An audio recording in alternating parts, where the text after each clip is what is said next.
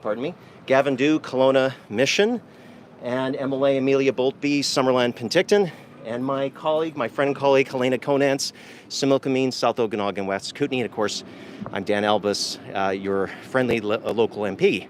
So we're here united today around a very special announcement. Let me just give a little context. We've seen in the Okanagan how our citizens, every time Highway 97 is closed for an indeterminate amount of time, how much it impacts their lives. We've seen recently forest fires. We've seen landslides, accidents, blockades. Even last night there was an incident on the bridge which made it difficult for people to make their appointments. And these are really important appointments. Sometimes it's an oncology patient looking to get a treatment. In other cases, it's people trying to get to a critical business meeting or a flight. So every time Highway 97 is closed, there is an impact, and it hurts our citizens. Now, we have this thing called government. We have a provincial government, a federal government, and they're there to make things happen when individual action will not solve a problem. And our problem is when Highway 97 is closed, people can't get to that critical infrastructure. They can't get to those important occasions. So today, I'm joined, and again, in my role as the Transportation Shadow Minister with Harman Bagu, the Transportation Critic provincially, to talk about a common sense solution to get us a safe alternative to Highway 97. Harman. Thank you very much. And that is one thing I want to touch upon. We always get told, you're good at criticizing things, but we want to come here today and provide some solutions. And a solution to this would be paving the 201 Forest Service Road. That would give the community another option to get to where they need in a safe manner. It's about keeping communities safe. And I want to thank all the firefighters, first responders, and everyone in the communities that have been so resilient, that have been able to deal with this without the Forest Service Road being paved. And I really think this is something that needs to get done for the safety of the community in all of Kelowna. And I know Dan has been really advocating for this, and he can touch upon ways that we can get it done as well. Yes. On July 31st, the provincial government announced a tender to Emil Anderson for $23.2 million for road stabilization just outside of Summerland. This particular area was part of the original Harper and Campbell government collaboration that enabled the four-laning of Highway 97.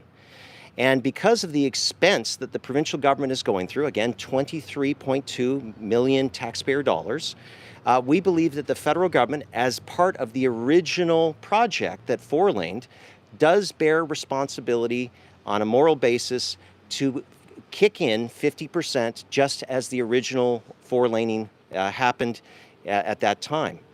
So if the federal government comes to the table and reimburses the province approximately half, what we're calling is for the provincial government to then take that extra savings from the federal government and apply it to the Forest Service Road 201.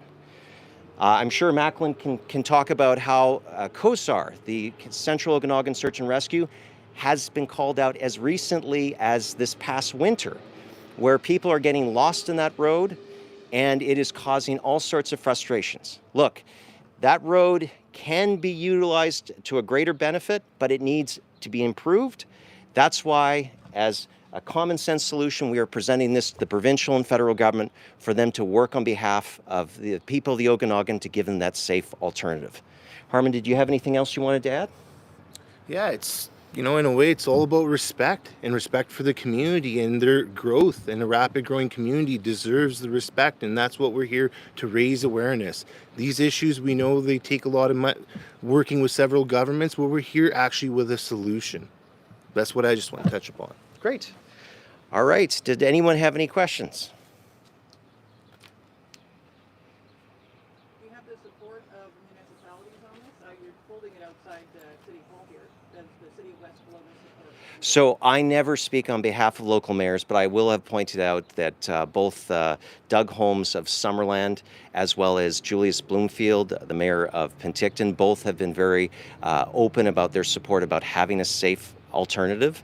I know Julius Bloomfield that within, I think, the last 2 weeks called for the Forest Service Road to actually be created to a higher standard. So this is something that I think that we're getting the message from, because our local mayors, like Mayor Milsom, who's here today, are on the front lines of democracy, and we want to work collaboratively at all levels to solve this collective action issue. Because an individual taxpayer can't make this difference, but if we all unite together, like we are here today, calling for it, we're hopeful that the provincial and federal governments will come to the table. And if they have a better solution, I certainly would like to hear it, but I want this to change for my citizens. I think everyone here does. Mr. Alves, I actually contacted the Ministry of Forest and the Ministry of Transportation regarding the idea that you brought forward today. And their response basically was that those Forest Service roads are used under something called a road use permit, not part of the provincial highway network. And their other argument was, yes, you could pave it, however, there's the ongoing maintenance of that every year. Who's that going to fall to? So again, these are things that the provincial government needs to look into. But one of the things we know right now is there's never enough money for anything. There's record high deficits anticipated in Ottawa. We know that the BC government is struggling. But again, people are going to be taking that Forest Service road, as we've seen reported by local journalists, and they're getting lost. So this is going to happen whether or not the federal and provincial government decide to act, but we can't tolerate that. We need to see common sense solutions in order to fix this. Even having better grades, better signage, that would go a long way to keeping the Forest Service road as a viable option and not seeing more people being sent out to be found by COSAR. One more thing I'll add to that. It's not like we're saying make this another route that's open all season long. This is for emergency reasons. And it's to action that you need to take. It's better than doing nothing. So that is what we're saying is, and the maintenance on it, obviously there'll be a maintenance program put in place. That's something you can work out. But you're telling me a maintenance program is worth more than the safety of the community of Okanagan? So basically then this road, only in the event of emergency of an undetermined or a lengthy closure of the highway. Yes, the timing is everything for these communities. If it can make a way you can need to fight a fire in the area, it's easier accessible. Right now, when they go to open these roads, they probably have to send someone to survey it just to know if it's adequate. That takes time. This could be a quicker response. That's what is the people of Okanagan deserve. They deserve that. They don't deserve to be second-class citizens. They deserve the respect that they need, and this is a way of showing them respect. When times are tough, you're in the most vulnerable situation, we will be there for you. I think that is the message that we need to send to the residents of Okanagan right now. Yeah, and just on that note then, Mr. Benjamin, I wonder if any of you could speak to it. What are you hearing from your constituents about this? Are you getting letters? Are you getting phone calls? Is it a lot? I think this is a perfect matter for one of the local MLAs to speak on this, for sure. And the MP right here.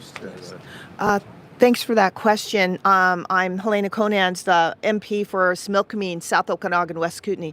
So it is a matter of importance, not just for the Okanagan, but for the Similkameen. And every mayor is supporting upgrading this alternative route. And this is not just a fun project. This is a matter of life and death. We have our citizens in the South Okanagan Similkameen deserve to be able to make it to the hospital when they have an appointment that they've been waiting for, and that is, again, a life and death situation at times. And we've had constant closures where we are trapped down in the South Okanagan Similkameen. When the closures are made and the road is not upgraded on a regular basis, so people are going up in cars that they don't have 4x4s at times, and they're getting stuck, as was mentioned. So yes, it's important for all my constituents and their safety. Thank you. And so I'm Macklin McCall, the MLA for West Kelowna Peach, and I'm also the critic for emergency management. And, I have been having a lot of conversations with people right here in this riding regarding emergency routes, the 201, but also on this side of the lake as well. And with this specific route, the 201, we've seen examples like when the bridge was shut down in January due to the bomb threat. Without being directed by the government or any official direction, the public themselves chose to use the 201 themselves just as a means to get to where they needed to be. it's public knowledge. Everyone knows about the 201. We know that it connects Kelowna to Penticton. Currently, it's an unpaid Forest Service road. But during January, perhaps it's covered in snow. We know that it's up in the mountains. Perhaps not as good of a time to go as it would be today to travel down the 201. The public went and used it anyway. So whether action's taken or not, the public are still using it.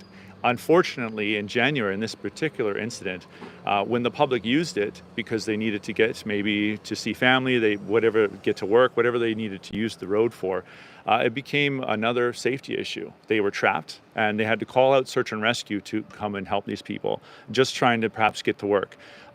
Maintaining something and having something that's safe, adequate, and usable any time of the year when there is an emergency is the way to go. You don't want to have an emergency and say, well, what are we going to do now? We need to have these things in place today, so when we have an issue,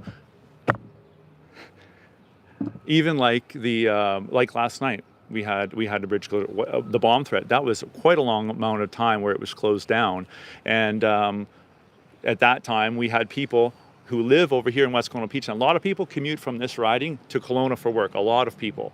Well, when the bridge was closed, they couldn't get to work. So what did they do? Well, the fire department was ferrying across ambulance victims, or patients, perhaps I should say, hospital workers, doctors, nurses, just to keep the hospital running. They had to get them there.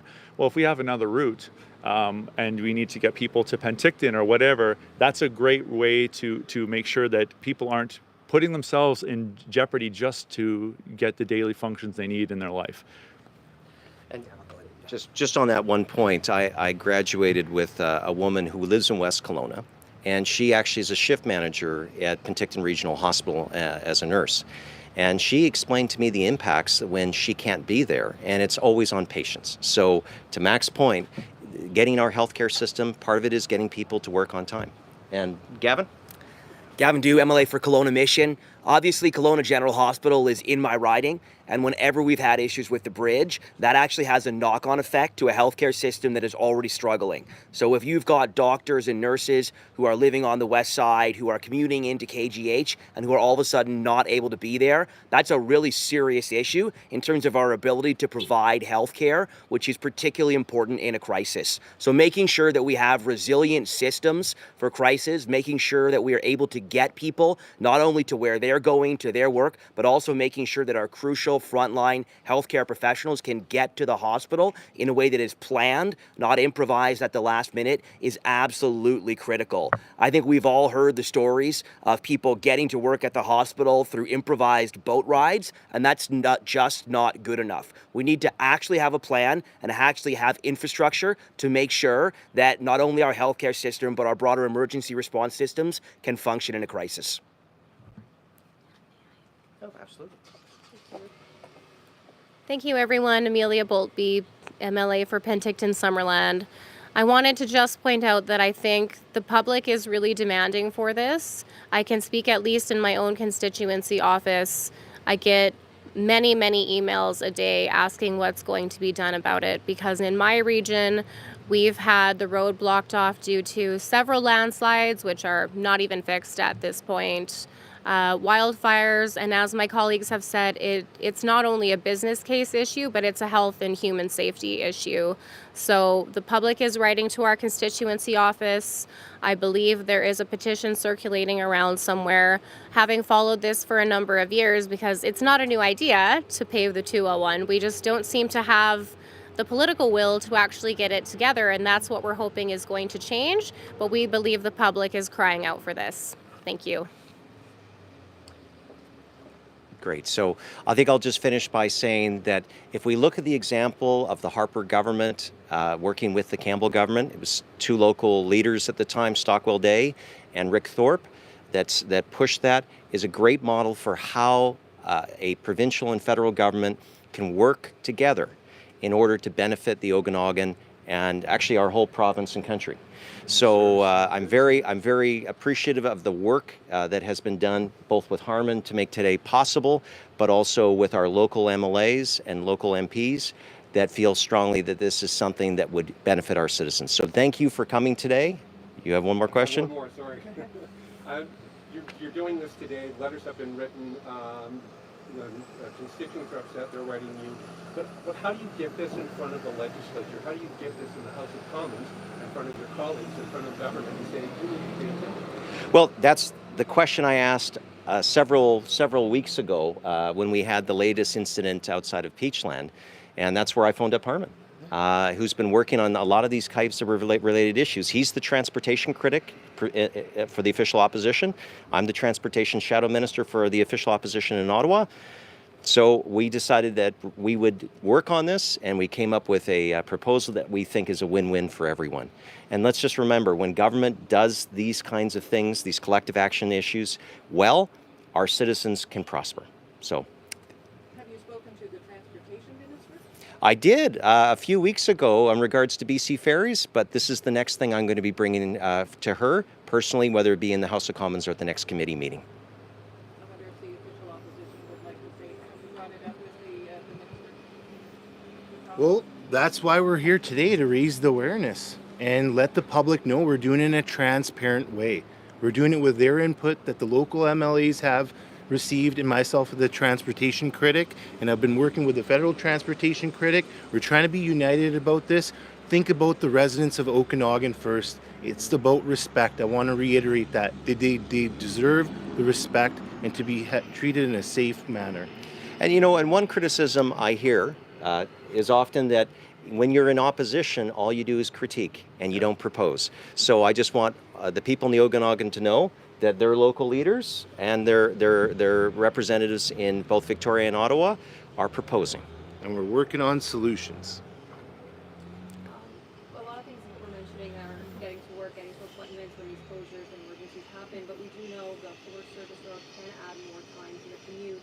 So is this the best or only option, or is there something else we can do? Well, again, like I said earlier, if the provincial and federal government come to the table and can find a better, more efficient solution, then I'm more than happy to hear that. Unfortunately, right now, we have these incidents that continue to happen, and I think that it's incumbent on us as local leaders to bring solutions to the table. If they can find a better mousetrap, I will be the first person to say, let's go. Can I add something to that too?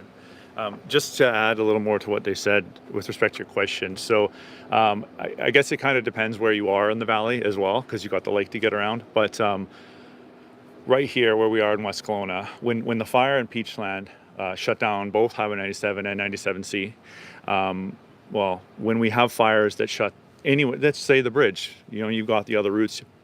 Basically from this point where you can see Kelowna General Hospital from here. If that were to happen and it's shut, you have to take a route on provincial highway, paved, the whole 9 yards. You would have to go back up to Merritt, across to Kamloops, into Vernon, just to get to KGH. Or you have an alternate route. That's about 4 hours. The alternate route is to go south to Suyas, over to Rock Creek, up Highway 33, and into Kelowna. And that's another 4 hours.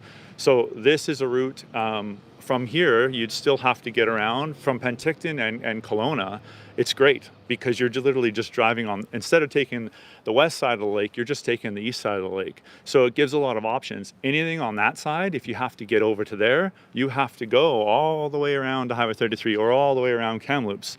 So it's perspective, but regardless, in a time of emergency, you might not have the luxury of planning it out. You just need to get out.